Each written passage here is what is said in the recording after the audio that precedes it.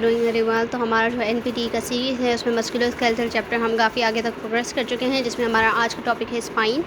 और इंशाल्लाह हम कोशिश करेंगे कि हम टेम्पोरोमैंडिबुलर जॉइंट को भी इसके साथ कवर कर लें। ठीक है, वो बहुत ही छोटा सा टॉपिक है। तो स्पाइन को हम शुरू करते हैं।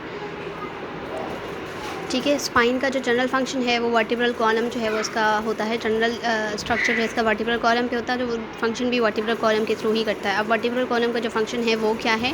सपोर्ट फॉर हेड और इंटरनल ऑर्गन्स को सपोर्ट प्रोवाइड करता है।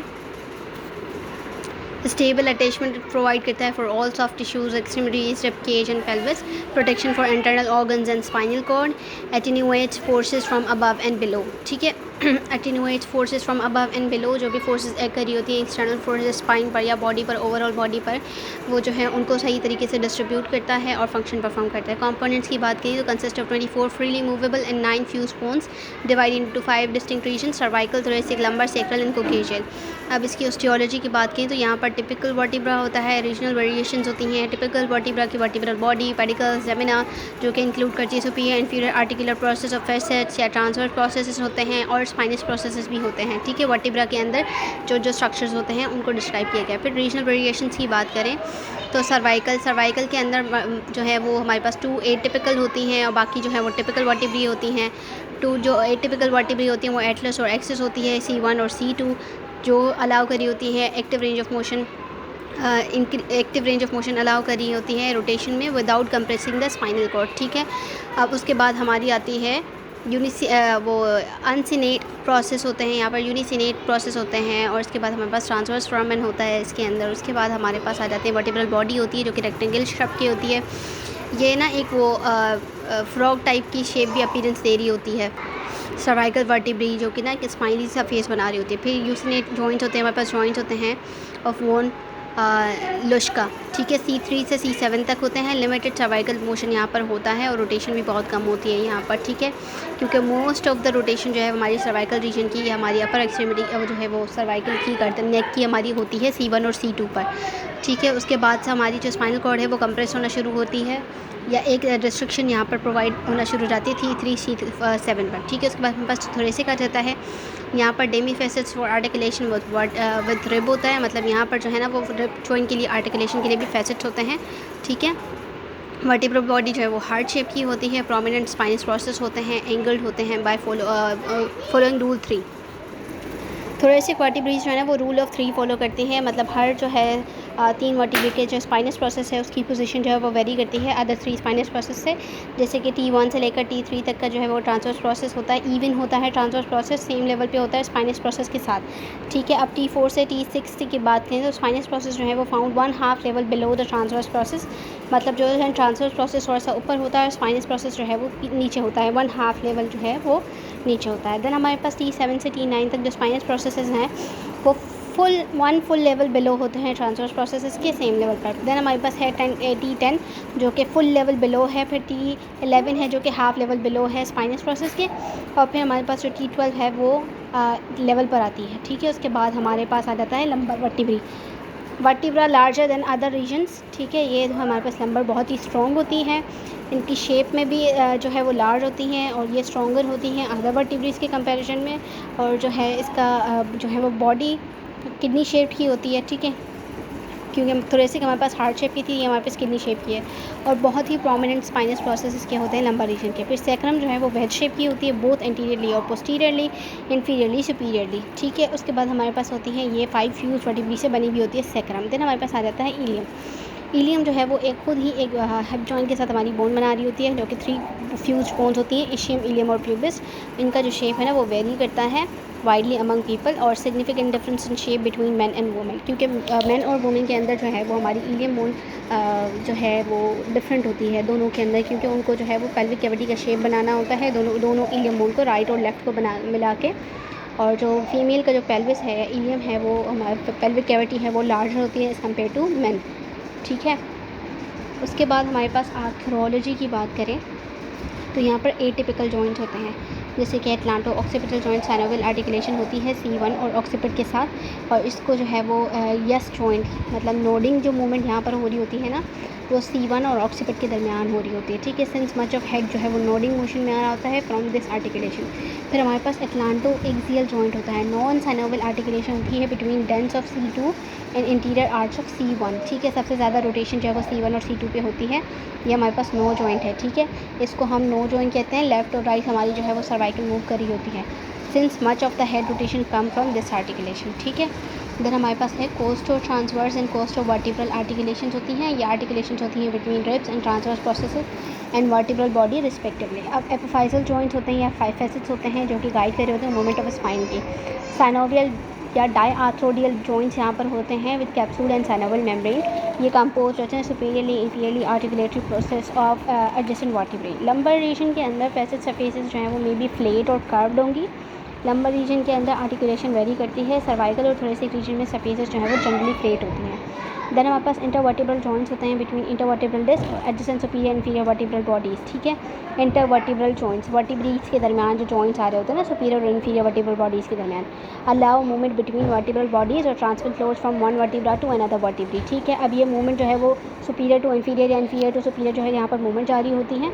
एक वर्टिब्री से दूसरी वर्टिब्री के ऊपर मूवमेंट भी जारी होती है और फोर्सेज या लोड भी जो है वो ट्रांसमिट हो रहे होते हैं। देन हमारे पास सेक्रोइलियक जॉइंट होता है। ये आर्टिकुलेशन शेप जो है सरफेसेस ऑफ सेक्रम और इलियम के साथ अटैचमेंट होती है। डायआर्थ्रोसिस या साइनआर्थ्रोसिस एंडोस्मोसिस कॉम्बिनेशन होता है, ठीक है। उसके बाद हमारे पास है इलियल आर्टिकुलेशन की। अगर हम बात करें तो इलियल आर्टिकुलेशन प्राइमरी कॉन्वेक्स होती है और कवर्ड होती है with thin layer of fibrocartilage. Sacral articulation जो है वो प्राइमरीली कॉनकेव होती है, कवर्ड होती है हाइलिन कार्टिलेज के साथ। हाइलिन कार्टिलेज जो है वो बहुत ज़्यादा डेंस होता है और जो है वो लेस फ्लेक्सिबल होता है एज़ कम्पेयर टू फिब्रोकार्टिलेज, ठीक है। ऐसा ही जॉइंट जो है हमारे पास एटीनुएट फोर्सेस होती हैं from trunk and lower extremities. और फेब्रो एडिपोज मेनिस्कॉइड यहाँ पर हमारे बात करें तो उसमें हमारे पास जो स्ट्रक्चर कंपोज रहते हैं वो डेथ करेक्टिव टिश्यू या एडिपोज टिश्यू के साथ इसकी कंपोजिशन हुई भी होती है। Found at superior inferior aspect of facet joints. Facet joints के ऊपर सुपीरियर और इंफीरियर एस्पेक्ट पे ये जो है फाइब्रो एडिपोज मेनिस्कॉइड मौजूद होते हैं। ये कार्टिलेज को प्रोटेक्ट कर रहे होते हैं फैसेट सरफेसेस की during extreme in motion. Extremes in motion मतलब जब सबसे ज़्यादा मोशन हो रही होती है तो ये जो फैसेट हैं फेब्रो एडिपोज मेनिस्कॉइड जो हैं ये प्रोटेक्शन प्रोवाइड कर रहे होते हैं कार्टिलेज और फैसेट जॉइंट पे। फिर उसके बाद मसल्स आ जाते हैं। मसल्स को हम डीप में जाकर नहीं पढ़ेंगे क्योंकि ये हमारे पास एक प्रिसाइज नॉलेज है तो हम इसको प्रिसाइजली देखेंगे। बाकी मसल्स का अगर आपको स्क्रीनशॉट लेना है तो वो आप ले सकते हैं, ठीक है।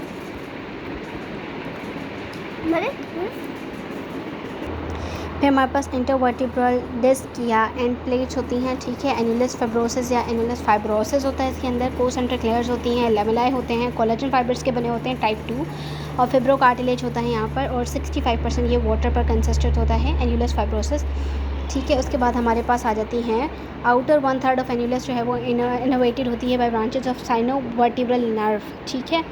और इसका फंक्शन क्या होता है compressive forces, torsional forces, sharing या डिस्ट्रैक्शन लोड्स को जो है ट्रांसमिट करना या कुशन प्रोवाइड करना, एब्जॉर्ब करना, ठीक है। उसके बाद न्यूक्लियस पल्पोसस आ जाता है या पल्पोसस आ जाता है। ये जेल लाइक सब्सटेंस होता है विद एम्बाइडिंग कैपेबिलिटीज़ होती है कंपोज ऑफ वाटर। प्रोटियोग्लाइकेंस जो है minimal amount of collagen type 1 होता है। 70 to 90% वाटर पर बेस्ड होता है न्यूक्लियस पल्पोसस, ठीक है। उसके बाद ये एवेस्कुलर होते हैं और ए न्यूरल स्ट्रक्चर होता है। उसके अलावा ये makes up 20 to 33% height of vertebral column की हमारे जो है वो न्यूक्लियस पल्पोसस बना रहा होता है। यही न्यूक्लियस पल्पोसस जो है वो रप्चर हो जाता है और इसका फ्लूइड जब बाहर आता है तो वो हमारी जो है वो डिस्क बल्ज कहलाता है, ठीक है। उसके बाद इसकी फ़र्दर जो है वो क्लासिफिकेशन हुई है कि कितनी डिग्रीज पर कहाँ तक जाएगा तो हम उसे क्या कहेंगे, वो एक दूसरा टॉपिक है, हम उसको पैथोलॉजी में पढ़ेंगे, ठीक है। उस पर इसकी बात करें तो इसका न्यूक्लियस पल्पोसस का काम भी ही कंप्रेसिव फोर्सेस को, टॉर्शनल शेयरिंग या डिस्ट्रैक्शन लोड्स या फोर्सेस जो होते हैं उनको डिस्ट्रीब्यूट करना होता है, एब्जॉर्ब करना होता है और उनको जो है सस्टेन करना होता है, ठीक है। वर्टिब्रल एंड प्लेट की बात करें तो स्ट्रक्चर कंटिन्यूस होता है एनुलस पल्पोसस और न्यूक्लियस के साथ। Sits inside the ring of apophysis of vertebral body, ठीक है। कंपोज होते हैं प्रोटियोग्लाइकेंस और कोलेजन के साथ और water as well as both fibrocartilage, ठीक है। On side closest to the disc. फिर हाइलिन कार्टिलेज जो होता है वो on side to the vertebral body होता है। फिर function to provide passive distribution of nutrients, ठीक है। वर्टिब्रल एंड प्लेट्स का काम होता है न्यूट्रिएंट्स प्रोवाइड करना।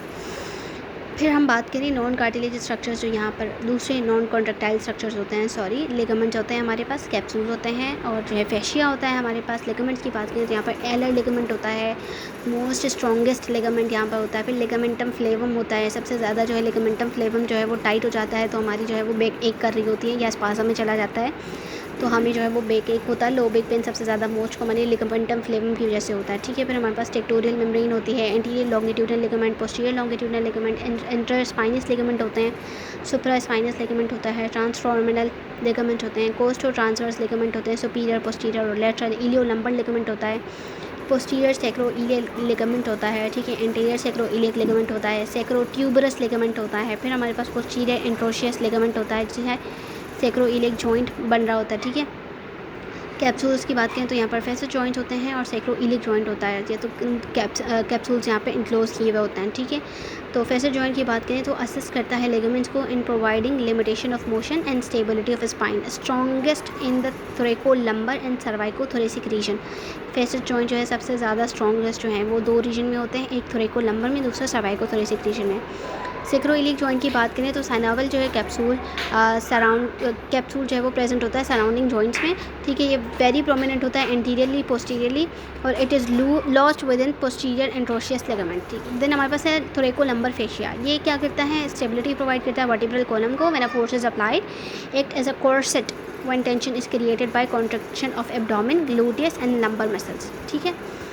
देन हमारे पास आ जाता है नर्व्स जो है वो नर्व सप्लाई की बात की तो डोर्सल रूट जो है वो ट्रांसमिट कर रही होती है sensory fibres to spinal cord और वेंट्रल रूट जो है वो ट्रांसमिट कर रही होती है ventral fibres from spinal cord to spinal nerve. अब यहाँ पर सेंसरी जो है वो डोर्सल रूट जो है वो सेंसरी फाइबर्स प्रोवाइड कर रहा होता है, मतलब जो है वो स्टिमुलस दे रहा होता है, और जो वेंट्रल रूट्स हैं वो एक्शन परफॉर्म कर रहे होते हैं, मोटर फाइबर्स उसके अंदर होते हैं, ठीक है। उसके बाद स्पाइनल नर्व्स जो है वो कनेक्टेड होती हैं centrally to spinal cord by dorsal and ventral root, जो कि ज्वाइन कर देती हैं और बन जाती है spinal nerve in the intervertebral foramen.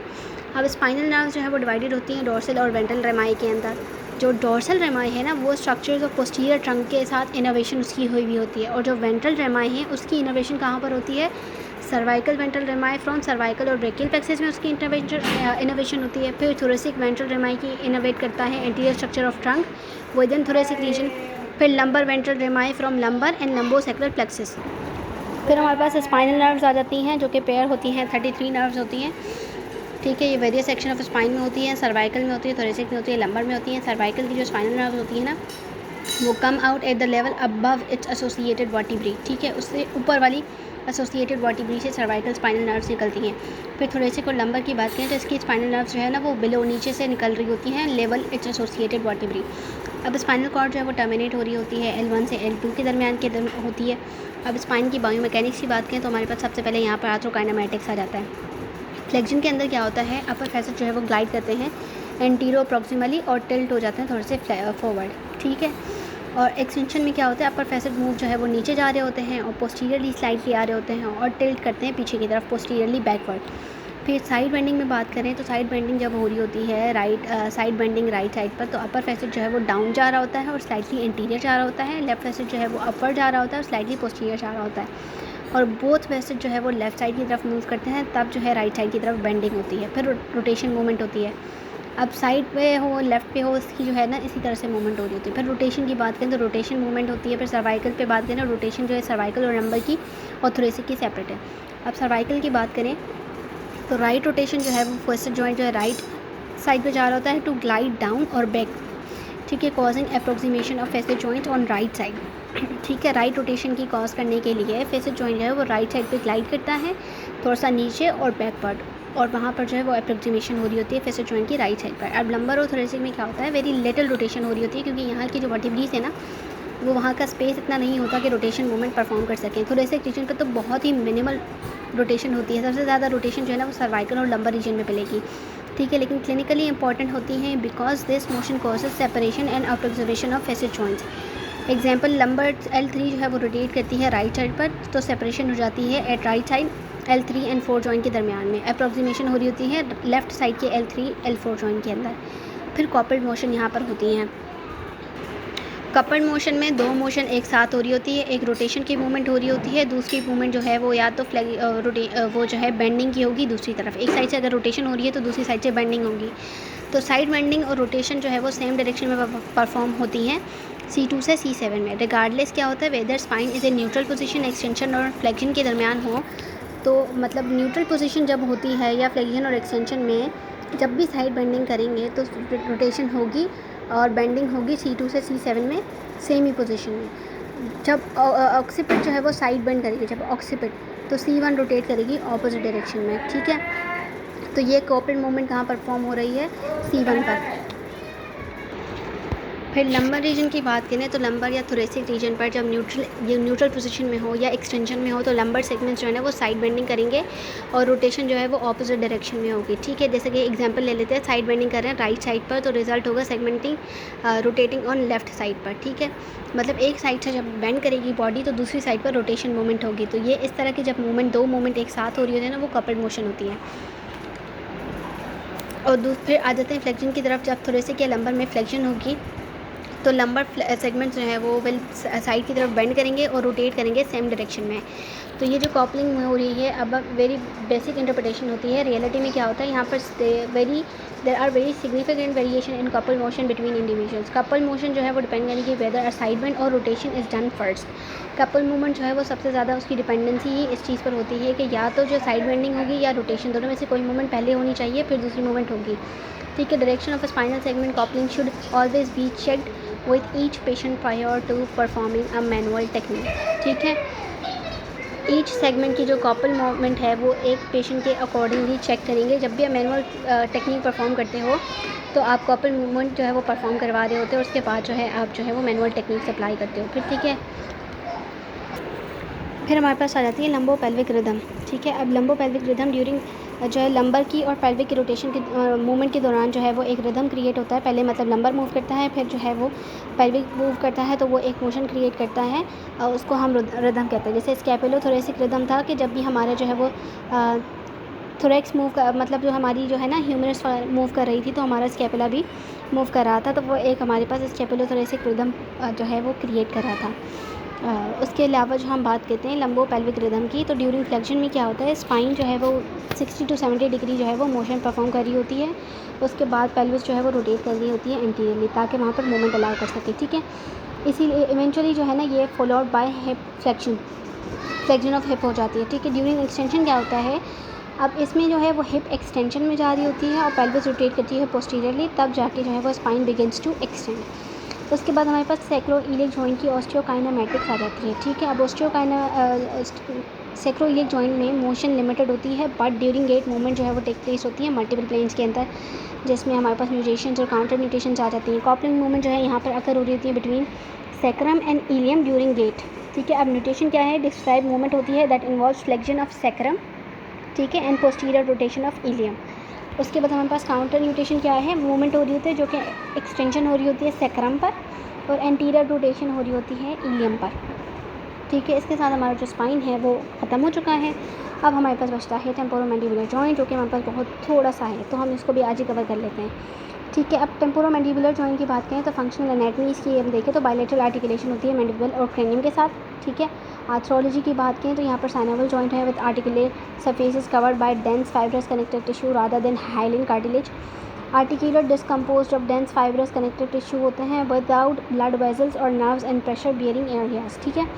डिस्कल ligaments यहाँ पर function to resist movement in sagittal plane. Discal ligament यहाँ पर जो भी है ना वो सजाइटल प्लेन में मूवमेंट को रिस्ट्रिक्ट करने के लिए होते हैं, ठीक है। सुपीरियर रेट्रो डिस्कल लेमिना यहाँ पर होता है जो कि कंपोज होता है इलास्टिक कनेक्टिव टिश्यू से। काउंटर एक करा होता है forward pull of superior lateral pterygoid muscle on articular disc. और रिट्रो डिस्कल पैड की बात करें तो कंसिस्ट होता है लूज न्यूरोवेस्कुलर कनेक्टिव टिश्यूज़ के साथ। यहाँ पर जॉइंट मूवमेंट जो है वो कॉम्बिनेशन होती है हिंज एक्सिस रोटेशन की एंड डिस्कॉन्डाइल पर कॉम्प्लेक्स पर और स्लाइडिंग मूवमेंट होती है अपर जॉइंट पर। और फंक्शनल रेंज जो होती है वो ओपनिंग 40 मिलीमीटर होती है with 25 mm of rotation and 50 mm of translatory glide, ठीक है। इसकी जो है वो इतनी ही सिग्निफिकेंस है और इतनी ही जो है वो इसकी एनाटमी और बायोमैकेनिक्स है। इसके बाद हमारा मेन टॉपिक शुरू होता है फ़िज़िकल थेरेपी एग्जामिनेशन, जिस पे हमारा सबसे ज़्यादा फोकस होना चाहिए एज अ फ़िज़िकल थेरेपिस्ट। अब तक जो है वो हमने सिर्फ बेसिक कवर की थी, जो है कल से हम इंशाल्लाह जो है वो हमारे मेन डोमेन पर फोकस करेंगे। तब तक के लिए सी यू सून, अल्लाह हाफ़िज़। और कोई भी प्रॉब्लम हो, कोई भी चीज़ समझ ना आई हो, क्योंकि फ़्लो में ऐसा होता है कि कभी कभार हमें चीज़ें समझ नहीं आती हैं और हम फ़्लो में बोल जाते हैं। तो इस तरह की कोई चीज़ अगर आप नोट करें तो मुझे जो है वो कमेंट सेक्शन में ज़रूर बताएं, मैं उस गलती को ज़रूर जो है वो करेक्ट करूँगी अपने नेक्स्ट वीडियो में। तब तक के लिए अल्लाह हाफ़िज़।